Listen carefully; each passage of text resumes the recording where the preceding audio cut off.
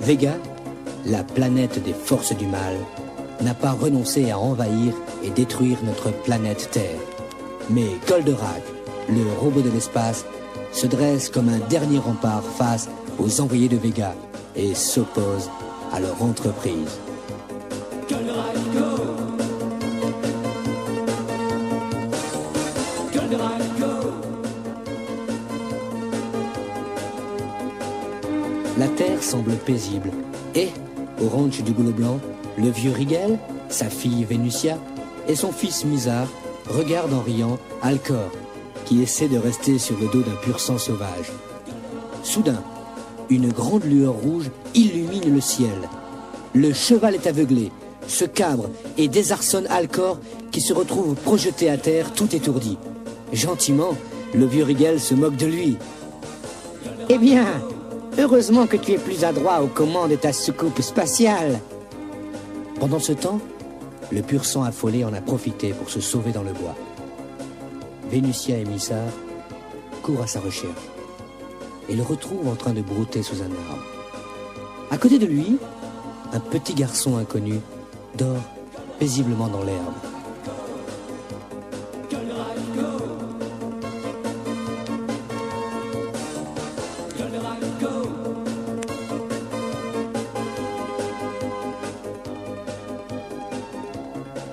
Il ramène l'enfant au ranch. Il ne se souvient plus de rien, sauf de son prénom, François. Il est tout de suite adopté, très vite.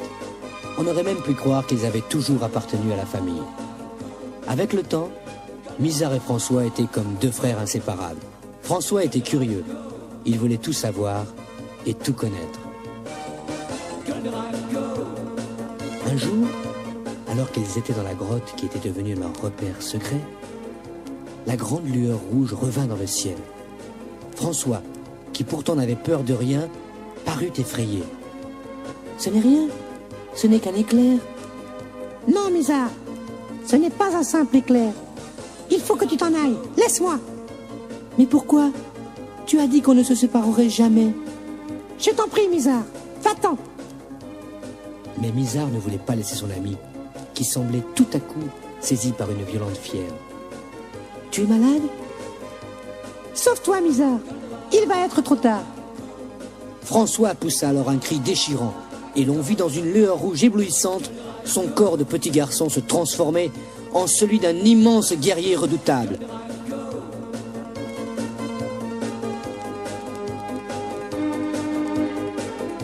Mizar n'en croit pas ses yeux. « Mais qui es-tu, toi ?»« Je suis le commandant Atlas, de la planète Vega. Je suis venu sur Terre pour découvrir la base secrète de Goldorak. J'ai mission de la détruire. »« Tu es un espion, toi, François ?»« Ne m'appelle plus François. » Soudain, on entendit une voix dans la grotte. « Ici Oros, chef suprême de Vega. Votre mission sur la Terre est terminée. Nous vous envoyons la super soucoupe de combat pour détruire Goldorak. Ne laissez aucune trace de votre passage. » Et Mizar? Tuez-le! Mizar est terrorisé. Il sent que sa fin est proche. Le commandant Atlas s'approche de lui, le regard implacable. Mais leurs yeux se croisent et le guerrier de Vega revoit ses jours où il était encore François. Ses longues promenades dans la forêt où Mizar lui apprenait à reconnaître le chant des oiseaux. Tout à coup, le visage du guerrier farouche retrouve le sourire de François. « Va-t'en, Mizar. »« Oui, tu ne me tues pas, François. Je t'ai dit de t'en aller, et ne m'appelle plus François. Je ne t'oublierai jamais, Atlas. »« Moi non plus, Mizar. » Et les deux amis se séparèrent. De grosses larmes coulaient sur leur visage.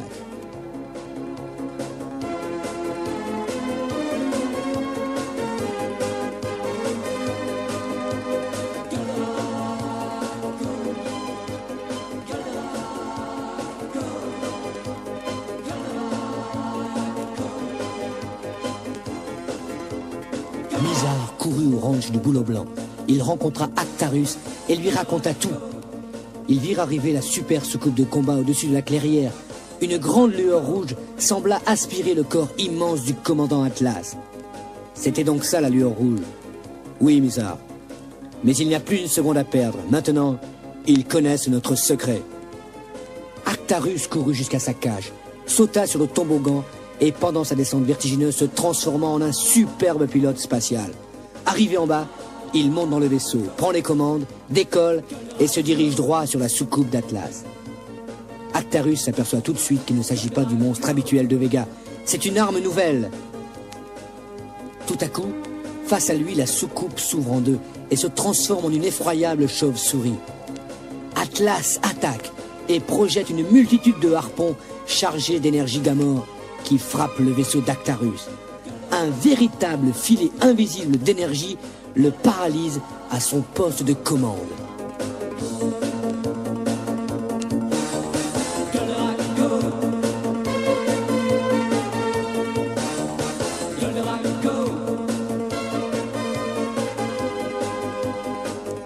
Au prix d'un immense effort, Actarus peut déclencher ses gyrolames meurtrières. Atlas connecte ses circuits de défense maximum et les ailes de protection détournent les gyrolames comme de vulgaires moucherons. L'auto-mitrailleuse d'Actarus arrose l'affreuse chauve-souris d'un tir nourri de missiles, mais les yeux du monstre lancent un rayon visqueux qui les fait exploser en vol. Actarus est stupéfait. Il a essayé toutes les armes dont dispose son vaisseau, mais Atlas est d'une habileté diabolique. Il n'a jamais rencontré un tel combattant auparavant. Il sent qu'il ne pourra pas venir à bout de lui s'il reste à bord. Alors Actarus déporte le poste de pilotage dans la tête du vaisseau. Goldorak, go!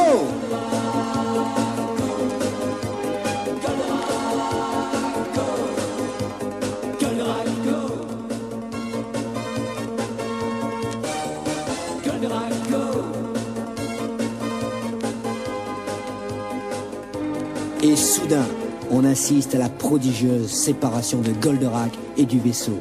Le robot de l'espace se plante devant son adversaire.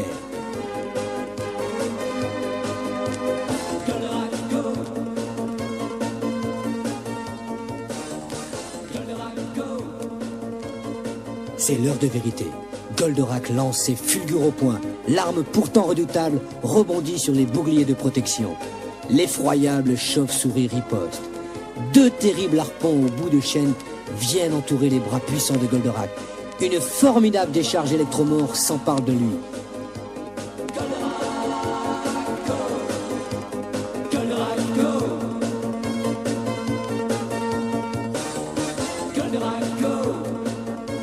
Goldorak est perdu. Une seule solution. Il déconnecte tous ses circuits et se laisse tomber en chute libre sur la Terre. L'horrible monstre croit en sa victoire et ses yeux se troublent à la vue de la Terre. Il pense à Mizar et autant il s'appelait François. Il faut parfois savoir reculer pour vaincre et profiter de la moindre défaillance de l'adversaire. Goldorak attaque et jette sa dernière spatiolame, son ultime chance. Les yeux brouillés du monstre aperçoivent trop tard l'arme fatale qui fonce sur lui. Les boucliers de protection n'ont pas le temps de se refermer. La spatiolame tranche la chaîne vitale. Les ailes s'arrachent et le monstre désarticulé tourbillonne et s'écrase derrière la montagne.